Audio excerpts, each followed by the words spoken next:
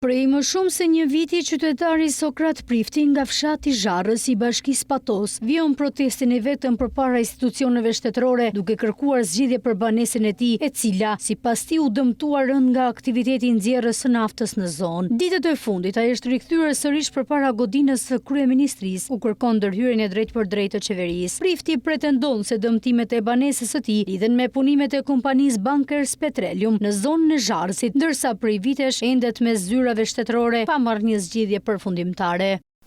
Unë jam Sokrat Prifti, nga Bashkia Patos, banus në fshatin e Zharrës. Kam qysh nga viti 2017 me një problem në shpërthimet e naftës dhe është i pasgjidhur, sepse Bashkia Patos, si mas vendimi të qeverisë, numër 155 që është datës të 17-ës, i 3/17, nuk e zbaton, nuk ka zbatuar vendimin e qeverisë. Unë banoj në një pallat 4 hyrje, 2 lart, 2 poshtë. Komisionet i kanë ardhur atë në shpërthimet e Bankersit, kanë vendosur që 2 katet e sipërme të dalin jashtë përdorimit dhe janë dëmë shpërblyer. Dhe do prishin katet e dyta, që kati i parë të mande vetëm. Dhe sipas vendimit, ato u dëmë shpërblyen. Por nuk u zbatuan pastaj prishjet e tyre. Unë për këtë punë kam vajtur në bashki, kam marrë kontakt me kryetarin e bashkisë dhe ajo në vendimin aty që më ka kthyer, i lajmëron ata që për 5 ditë të marrin masa për prishjen e objektit. Nuk e prishën. Mbas sa kohe, mbasi morën lekët e dëmshpërblimit, kryetaria në mënyrë korruptive ka marrë 3.000 euro nga zonja Jusnie Hodaj aty, se ma tha vetë ajo me goj, dhe i dha leje riparimi. Dhe qysh në ajo kohë nuk po zbatohet vendimi 155 i Këshillit të Ministrave. Unë tani nga tërmeti 2019-ës nuk po banoj me në shtëpi. Po banoj në për njerëzit e mi, njerët e fëmijët, njerët e vllaj, njerët e motra, dhe vete atje tek bashkia, kryetarja më ka mbajtur, e kanë votuar 4 mandate, më kanë mbajtur me gënjeshtra. Do ta prishim këtë javë, javën tjetër, s'kemi skrepin, s'kemi vingjin, do marrim nga Bankersi dhe nuk është bergje. Në të kundërt ajo kishte dhënë leje riparimi, në kundërshtim me të gjitha lejet, me të gjitha rregullat. Po mua nuk më thoshte gjë. Kur iku kryetari i ri, punonjësit atje më nxorën lejen që kishte ajo. Atëherë unë e vërtetova plotësisht që ajo kishte marrë eurot, siç më thanë mua, edhe nuk e zbatojnë. Tashti, kryetari i ri tashti jam ankuar, këtu kam 6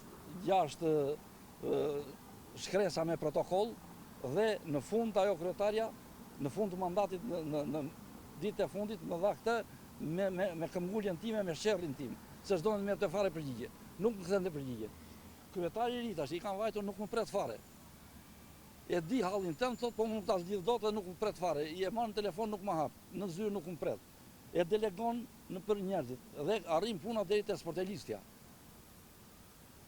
Ja, po kërkoni tashmë ju i vetëm përpara kryeministrisë. Tashti unë po kërkojnë që të zbatohet vendimin 155 i Këshillit të Ministrave, të prishen katet e dyta, që unë të banoj në shtëpi time, se kam frikë se lart është gërmadhë. Njeri i ka dhënë leje riparimi, tjetrit jo. Mbi me nuk është ashtu, ati është gërmadhë. Edhe mund të bjerin tërmeti, mund të më nxjerrin poshtë mua. Dhe kam na 2019 nuk po banoj me. Jam ankuar këtu kundër deputetes, zonjës Antoneta Dhima, sepse që në 2017 ka marrë 4-5 herë takimet në prezencë të kryetares bashkisë, në prezencë të shoqërisë socialiste. Unë nuk jam, as kam qenë komunist në kohën e Enverit, se unë jam moshe madhe, as jam as socialist, as demokrat, as me një lloj partije. Dhe në bashkëpunim atje me ta, dhe ajo ka qenë prezente që da prishim sot, da prishim nesër, dhe nuk më ka ndihmuar. Para një viti kur unë, se unë kam që zhvjet në Korrik, që po bëjmë protest, edhe në Bashkinë e Patosit, edhe në prefektur, edhe kudo. Tani ka marrë në kryeministri. I kërkojnë asaj kryetares, deputetes, ajo më thot mua, ta di hallin, çoj letrat në bashki, se do të ndihmoj unë. Edhe ka qysh vjet që më morin telefon dhe s'm ka ndihmuar. Si vjet prap më ka thënë, as më ka thirrur, as më ka ndihmuar, as më ka bërë. Për këtë punë unë kam ardhur, kurse kryetari i ri për të mbrojtur kryetaren e vjetër, më ka dërguar, ja këtu me një shkres këtu që e shikoni juve, për tokat, për pronat e zaptuara, kurse unë nuk kam asnjë pronë të zaptuar. Unë të gjitha i kam e dokumenta, ja shkres e bashkisë, ja dokumentat e mia. Këtu është certifikata ime na komisioni, këtu është na kadastra, ja dhe vulje kadastrës. Kupton? Aty poshtë kam vend, unë kam 24 vjet e 5 muaj me sigurime shoqërore, kam qenë ushtarak. Edhe jam dekoruar me yllin e kuq. Kurse zonjën e kam patur mësuese 42 vjet punë. Nuk i kam vend ato për mburrje. Po i kam vend për të thënë që nuk jam njëri lëngaraq të kërkojnë. Unë asnjëherë s'kam kërkuar nga shteti. Dua të rri qetë në shtëpinë time. Ju pra doni drejtësinë? Dua vetëm drejtësi, asnjë gjë tjetër. Kam 10 vjet afërsisht dhe nuk po gjej dot drejtësi. Nuk kam lënë zyrë dhe derë në këtë qeveri pa trokitur. I kam shkruar të kryeministrit kush e di se sa mesazhe. E dëgjova pa dje që foli për mesazhin e Amosit. Jam plotësisht dakord, atë mesazh ja kam dërguar unë kush e di sa herë kryeministrit. Dhe jam kundra kryeministrit për adresimet të bën, ja kam shkruar këtu, pikën 4, për delegimet. Delegimi dhe adresimi vetë dhe njerëzit e vënë poshtë karrikës ku ulen. Dhe asnjëri nuk merr masa për delegimet. Për këtë punë kam denoncuar në SPAK. SPAK-u më çoi tek krimi ekonomik. Kam marrë të krimit ekonomik, më kanë thënë e ka marrë prokurori. 2-3 prokurore kanë lënë, ndoshta ata kanë lidhje me njëri tjetrin, edhe e shtyjnë kështu për këtë punë. Për këtë punë nuk kam marrë sot tu para kryeministrisë të marr takim me kryeministrin.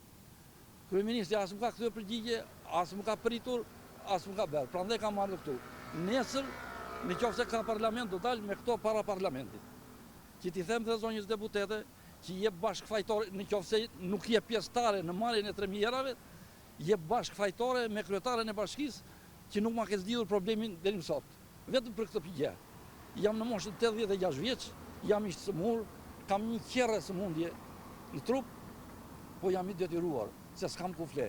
Ka familje të tjera që janë të prekura? Unë në të gjithë bashkinë, Patos, Marinës, Roskovec, Kuman, vetëm pallati jonë është unik, sepse të tjerët ka familje plot, janë dhe më shpërblyer, mirë po ato i kam patur në pronën tyre në Hoborët, kurse neve jemi pallat dy kate. Dhe jemi në pronësi me njëri tjetrin, nuk mund të veprojmë dot pa miratimin e shtetit edhe pa dorën e shtetit. Se i thon atij zotërisë që ka marrë lart meje, dëm shpërblyen 350.000 lekë të vjetra për kohën, mirë po ai i mori lekët dhe nuk ka të drejtë ai, se nuk i jep njëri të drejtë që të prishë shtëpinë ai. Ata i thon prishë ti shtëpinë. Ai ka marrë vetëm dëmet i ka bërë bankersi. Vetëm dëm shpërblimin. Kurse që të prishësh shtëpinë, do shumë punë, do inxhinier, do teknik, do mjete, edhe nuk e ka llogaritur njëri. Mua më llogariti shteti se më rrinja brenda, edhe sa herë binin këto lëkundjet e stukoja, më dha 70.000 lekë. Unë e riparova vajtën afër 2 milion të vjetra, por nuk jam kundra për këtë punë, nuk kërkojnë lekë. Unë dua që të rri në shtëpinë time. Në tërmeti i 2019-ës, ajo ka marrë çarje të tjera, shtëpia. Ka ngritur komision bashkia, e ka parë, nuk më ka kthyer përgjigje. Nuk më ka kthyer përgjigje, plus sot parat, ka dhe të dyta. Qa do bëj unë tashti? Qa do bëj unë? Jemi 2 pleq, moshatar, jemi pa përkraje, nuk e di qa do bëjmë. Prandaj jam detyruar që po vi në këtë vap këtu i cëmur dhe po protestoj. Kam një vit dhe do vazhdojmë protestën. Po jo kështu protestë siç bëjnë këta se s'ka mundësi, po protestojnë në mënyrën time. Nesër jam para parlamentit, qofse ka parlament, që edhe zonja Antoneta Dhima ta shikojnë këtë punë. Edhe të japin drejtim. Nuk kërkojnë asnjë, vetëm drejtësi. Nuk dua lek, nuk dua mëshirë, nuk dua asnjë, se edhe fëmijët më thonë, mos dilë, më kanë thënë, kam ardhur vetëm me këmbguljen time. Se do lek, më thonë, nuk dua lek. Unë kam punuar aq kohë që ta ushqejnë veten time, edhe të mbaj familjen time. Edhe gruaja ka punuar. Po neve dom qetësinë tonë, rahatin tonë, kemi 10 vjet, nuk kemi qetësi. Jemi të smur. Jam shtruar disa herë, kam 450 sheqerin. Më kupton? Për këtë. Ju lutem.